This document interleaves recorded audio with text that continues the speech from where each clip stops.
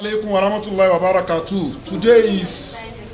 October 18, 2023. Our ní DHL Postnet Local South Africa.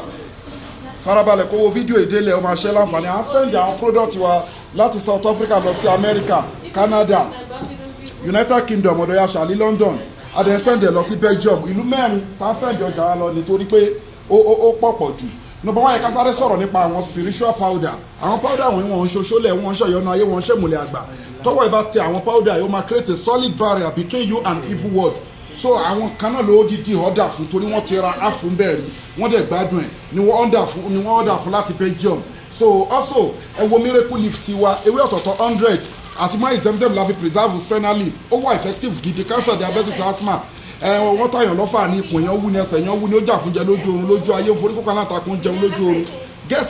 iṣẹ́ tó ń ṣe pọ̀ ikú nìkan ni kò lè wò get miracle leaf tó wà effective gidi kódà tó bá tún bọ́ ilẹ̀ tó tún bomi tó pọ̀ sí tó fi ń ṣanra purification tó lágbára ni àwọn special package tún lélẹ̀ tá a tún ṣe fáwọn èèyàn ọkùnrin tí wọ́n mú nǹkan ọmọkùnrin ẹ̀ special package wà tá a máa ṣe fún ọkùnrin tó ti mú nǹkan ọmọkùnrin ẹ̀ tí wọ́n ń lò ní evil world spare package wà tá a máa ṣe fún ẹni tó ti nítọ̀ ṣúgà a ní spare package tá a máa ṣe fún ẹ tó pé within a month ṣúgà máa kúrò nínú system ẹ̀ a ní spare package tá a máa ṣe fún obìnrin tó ń wojú ọlọ́run ọba fọ́mọ bí sílẹ̀ láì tààlà ọlọ́run ọba lọ́ba tó ń fúnyàn lọ́mọ ṣùgbọ́n wàá finú ṣoyún wàá fẹ́ ìgbọ́mọ kan tó ráwọn èèyàn ti try wa wọ́n dẹ̀ dúpẹ́ fọ́lọ́run ẹ̀rí àwọn miracle leaves ní àwọn special apps ní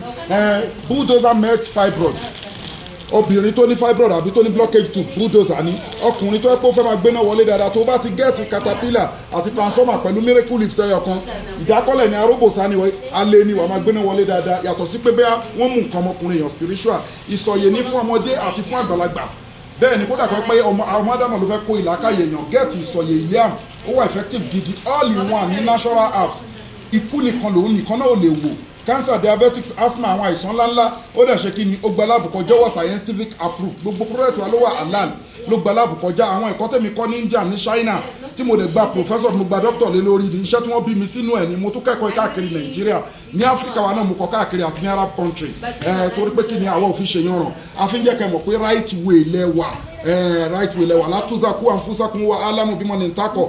trial láti pera wa ní nǹkan ọlọ́run ọba ní nǹkan so akẹ́kọ̀ọ́ àdèmọ́ ń pa àwọn èèyàn ń lo product wa wọ́n ń dúpẹ́ fọlọ́run yìí sí ní láì tààlà so èké nínú pèní níjà ayé ń dàyàn láàmú ni both natural and spiritual ètò àdúrà wà tó legit ètò sàrà wà tó legit ètò àwẹ̀ wà tó legit àwọn halal powder ní tó legit ó máa create a solid barrier between you and evil èmi òkùnkùn ní rí ẹ monitoring spirit wọn ní rí ẹ mọ́ then you pray for the success bí sí ní láì tààlà ẹ WhatsApp wa lórí +2761295638 ẹ wo product ní lóríṣiríṣi tó ń travel lónìí ìlú mẹ́rin Belgium America, Canada àti United Kingdom. Inna li zata lillahi jami'a gbogbo agbára Ọlọ́run ọba lónìí o masala.